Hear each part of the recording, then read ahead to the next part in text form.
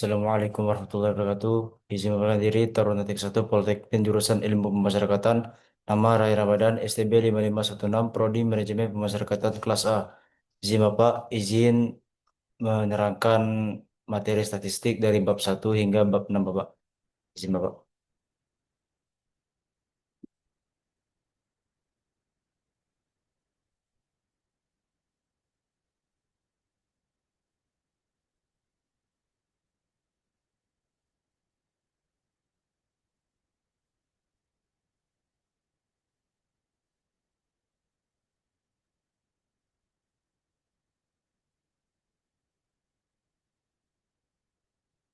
Statistika,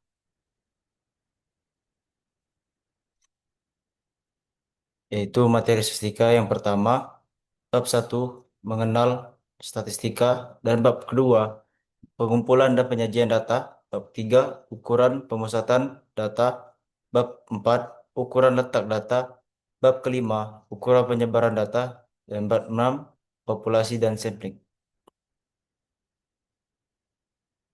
Yang pertama, bab 1 yaitu orientasi pembahasan jumlah variabel terikat, asumsi mengenai distribusi populasi data yang dianalisis, dan 4, fase atau tujuan analisisnya. Orientasi pembahasan yaitu statistika sistematis, pemahaman model, dan penurunan konsep, serta rumus-rumus statistika. Contohnya yaitu analisis regresi, statistik uji, dan yang kedua statistik terapan. Yaitu statistik terapan ini yaitu berorientasi kepada pemahaman dan teknik statistika, penggunaan atau terapannya dalam berbagai ilmu. Contohnya statistika nasional, statistika sosial. Jumlah variabel terikat. Yang pertama, statistika univariat, yaitu teknik analisis yang melibatkan hanya satu variabel terikat. Yang kedua, statistika univariat, yaitu teknik analisis yang melibatkan lebih dari satu variabel terikat. Asumsi mengenai distribusi populasi data yang dianalisis, yaitu dengan dua statistik. Yang pertama, statistik parametrik, yaitu statistik yang didasarkan pada model distribusi normal. Yang kedua, statistik non-parametrik, yaitu statistik yang tidak didasarkan pada model distribusi normal atau bebas distribusi. Fase atau tujuan analisis. Statistik deskriptif, metode statistika untuk menggambarkan atau mendeskripsikan data yang telah dikumpulkan menjadi sebuah informasi. Statistika yang kedua, statistika inferensial atau induktif, yaitu metode untuk mengetahui tentang sebuah populasi berdasarkan suatu sampel atau contoh dengan menganalisis dan menginterpretasikan data menjadi kesimpulan. Data menurut waktu pengumpulan, yang pertama data berkala time series, data yang dikumpulkan dari waktu ke waktu. Contohnya, data perkembangan penjualan produk selama 5 tahun. Yang kedua, cross section, data yang dikumpulkan dalam satu periode tertentu. Contohnya hasil sensus penduduk pada 2020. Bab kedua yaitu pengumpulan data, cara pengambilan data, dan alat pengambilan data. Tujuan pengumpulan data yaitu untuk mengetahui sesuatu atau menjelaskan kebenaran terhadap suatu masalah yang sedang diteliti.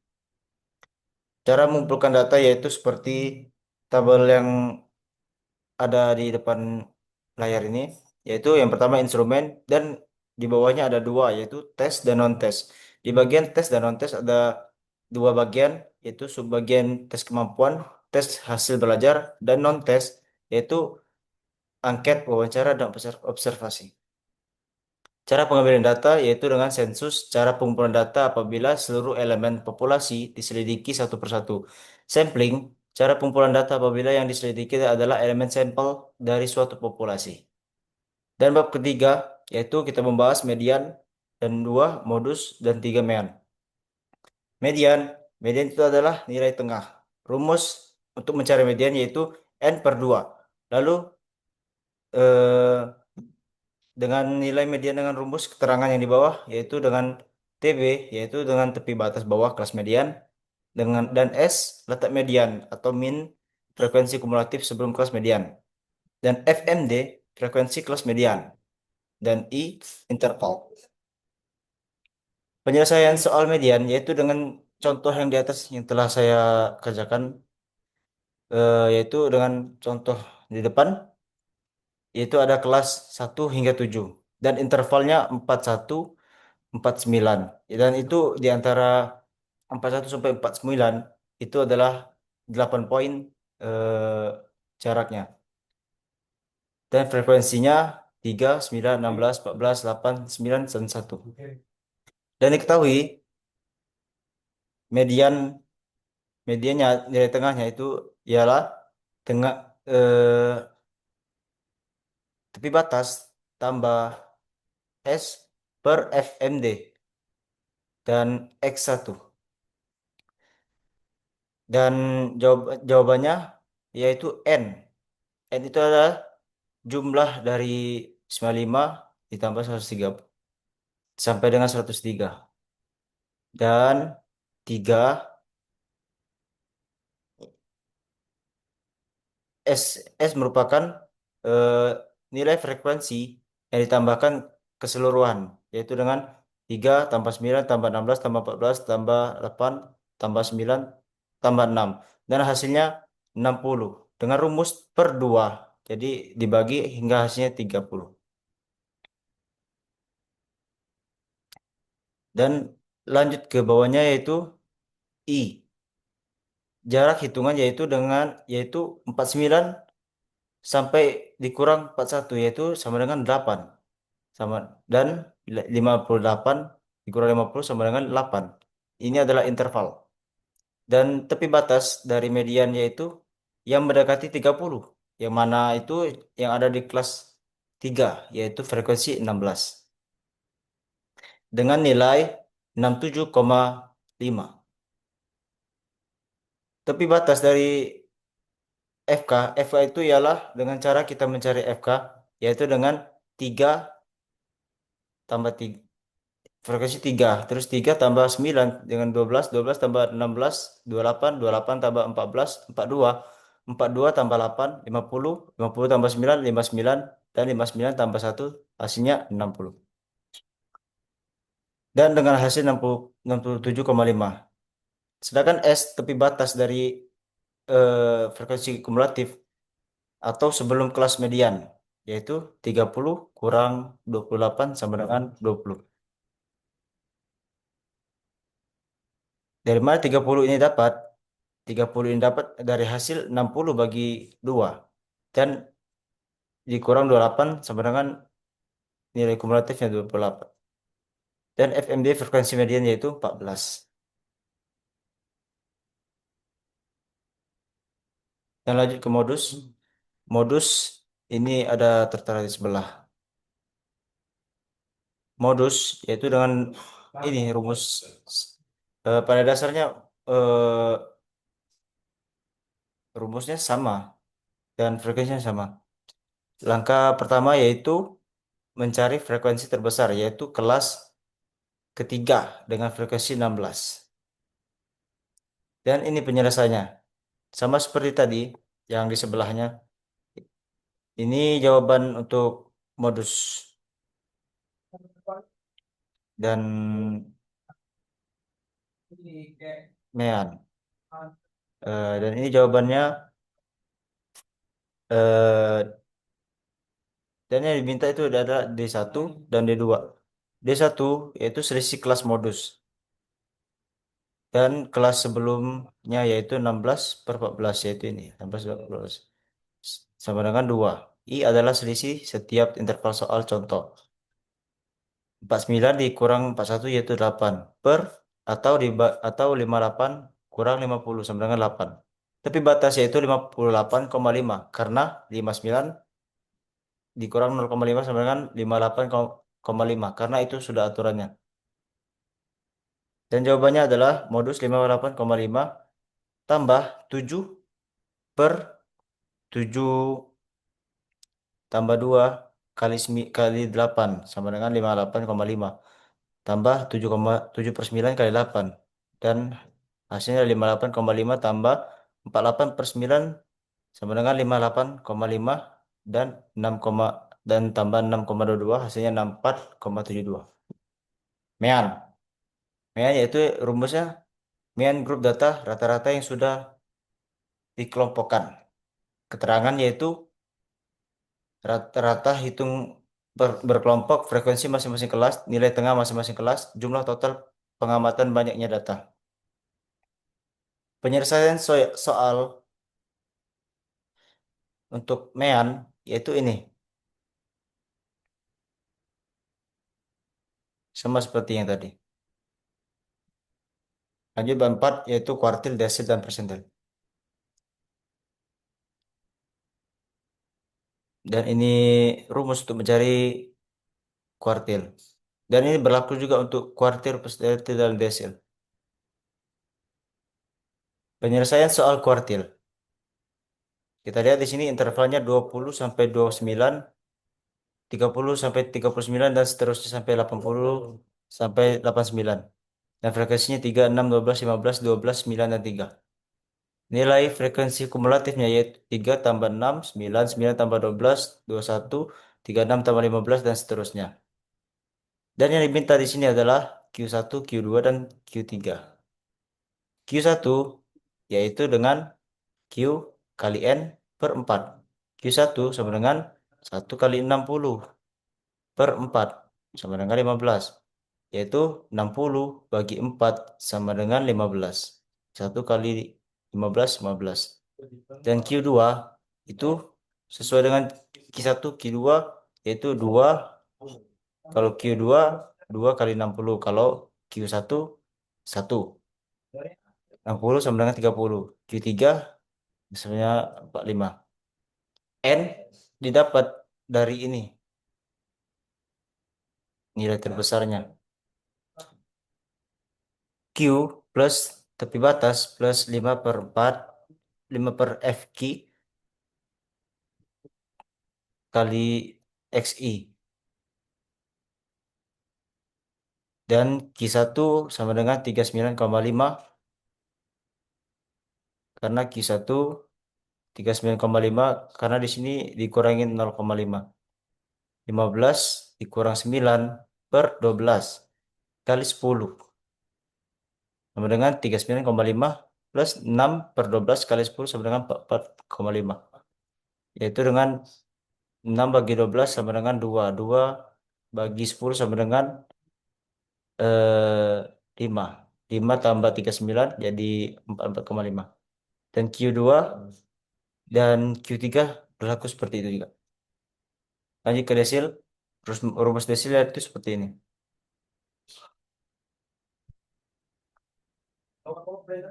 Sama dengan rumus kuartil tadi. Rumusnya sama. Akan tetapi beda huruf penyebutan saja. Dan yang ditanya itu D2, D5, dan D9. Secara keseluruhan sama seperti kuartil tadi, yaitu dengan nilai jumlah N. N-nya dapat dari nilai terbesar. Dan D kali N per 10. D2, 2. D5, 5. D9, 9. Dan seterusnya. Persentil. Persentil yaitu P kali N per 100. Ingat, kalau desil itu per 10. Kalau kuartil itu per 4. Kuartil per 4, desil per 10, dan persentil per 100. Dan secara keseluruhan sama semua. Lanjut bab 5, yaitu range, mean deviation, varian, dan standar deviasi. Jangkauan atau range adalah jangkauan atau rentang nilai yang yaitu selisih antara data terbesar dan data terkecil. Range sama dengan nilai terbesar dan sampai nilai terkecil. Mean deviasi. Rumus mean deviasi yaitu seperti ini. Dan ini penyelesaian contohnya. Contoh soal dan penyelesaiannya. Mean deviation.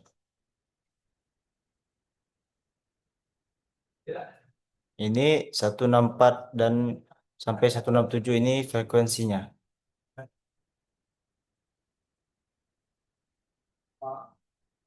Dan ini didapat 8.851 yaitu hasil dari penjumlahan. Ini 993 Hasilnya dapat dari 165,5 kali 6 dan seterusnya sampai ke bawah.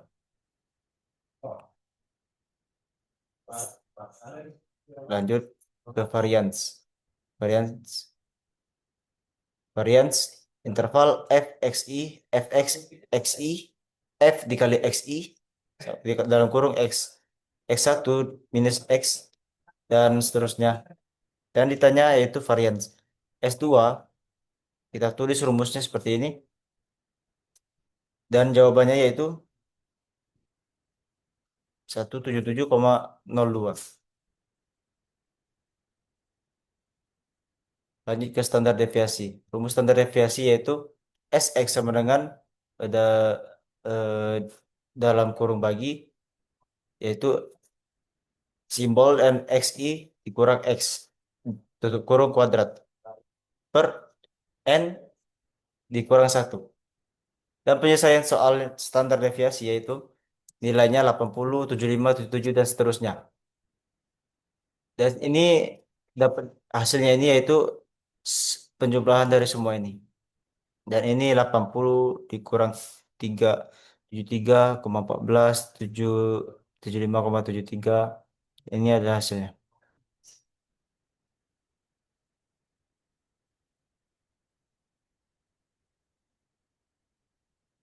N adalah banyaknya nilai yang tertera di sini, yaitu 73,14.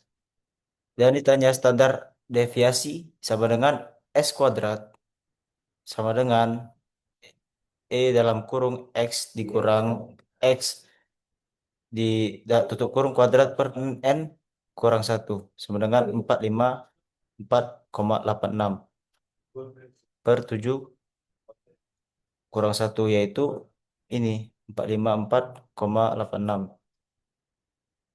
dan hasilnya dibagi akar jadi seperti 8,70. Lanjut bab 6 yang terakhir yaitu populasi dan sampling. Populasi yaitu dibagi dengan tabel seperti ini. Yang pertama populasi dan di bawah turunnya ada subbagian himpunan dari elemen unit, elementer atau unit penelitian. Sebelahnya yang memiliki karakteristik tertentu, isi cakupan waktu. Sebelahnya lagi dijadikan sebagai objek penelitian. Dan di bawahnya siapa yang diteliti, yaitu data dan parameter. Parameter. Dan yang diteliti oleh isi cakupan waktu, apa yang diteliti? Parameter juga. Dan sampling, himpunan bagian subset dari populasi. Di bawahnya statistik, estimasi. Sampling, yaitu metode penarikan sampling. Yang di bawahnya ada subbagian probabilitas dan non-probabilitas. Di bawah non-probabilitas ada 5 subbagian yaitu simple random sampling, sta- stratified random sampling, cluster sampling, systematic sampling, dan multi-stage sampling. Dan di bawah non-probabilitas yaitu ada 5 subbagian purposive sampling, teknik sampel, jenuh, kuota sampling, accidental sampling, snowball sampling. Sampling acak sistematis yaitu systematic random sampling adalah metode pengambilan sampel probabilitas di mana elemen pertama dari sampel dipilih secara acak dan kemudian setiap elemen selanjutnya dipilih secara sistematis dengan interval yang tetap dari daftar populasi yang terurut sehingga memastikan adanya peluang yang sama bagi setiap unit populasi untuk terpilih dan menghasilkan sampel yang representatif. Sampling acak berstrata, yaitu metode pengambilan sampel probabilitas di mana populasi dibagi menjadi subkelompok yang homogen, strata. Berdasarkan karakteristik tertentu, lalu sampel acak diambil secara independen dari setiap strata. Tujuannya adalah untuk memastikan setiap subkelompok terwakili dengan baik dalam sampel, meningkatkan akurasi dan presisi hasil penelitian serta memungkinkan penarikan kesimpulan yang lebih meyakinkan tentang populasi yang beragam. Sampling acak berdasarkan area. Sampling acak yang berdasarkan daerah area atau disebut juga cluster random sampling adalah teknik pengambilan sampel yang membagi populasi menjadi kelompok-kelompok geografis atau cluster. dan kemudian memilih secara acak klaster-klaster tersebut untuk menjadi sampel penelitian. Teknik ini ideal untuk populasi yang terbesar, luas, atau sulit diakses, seperti meneliti masyarakat di suatu wilayah besar karena fokus pada area geografis, mempermudah peneliti untuk mengumpulkan data. Purposive sampling adalah teknik penentuan sampel dalam penelitian dengan mempertimbangkan kriteria atau karakteristik tertentu yang relevan dengan tujuan penelitian, di mana peneliti secara sengaja memilih subjek yang dianggap dapat memberikan data paling kaya dan spesifik, bukan secara acak. Metode ini juga dikenal sebagai judgmental atau expert sampling. Sangat berguna dalam penelitian kualitatif untuk menggali wawasan mendalam dari individu yang memiliki keahlian atau pengalaman spesifik terkait topik penelitian. Accidental sampling adalah teknik pengambilan sampel penelitian non-probabilitas di mana peneliti memilih sampel berdasarkan kemudahan, kebetulan, atau aksesibilitas tanpa memperhatikan representatif representatif representativitas populasi secara menyeluruh. Peneliti secara sengaja memilih siapa saja yang ditemui dan dianggap cocok dengan kriteria penelitian karena faktor kenyamanan dan efisiensi biaya. Kuota sampling yaitu sampling random sampling, yaitu systematic random sampling adalah metode pengambilan sampel probabilitas di mana elemen pertama dari sampel dipilih secara acak dan kemudian setiap elemen selanjutnya dipilih secara sistematis dengan interval yang tetap dari daftar populasi yang terurut, sehingga memastikan adanya peluang yang sama bagi setiap unit populasi untuk terpilih dan menghasilkan sampel yang representatif. Teknik sampling jauh, yaitu adalah teknik penentuan sampling yang menjadikan semua anggota populasi sebagai sampling dengan syarat populasi yang ada kurang dari 30. Sekian dari presentasi saya. Terima kasih. Baik, Bapak, terima kasih. Izin mengakhiri recording Bapak. Izin Bapak, izin arahan bimbingannya Bapak. Terima kasih Bapak.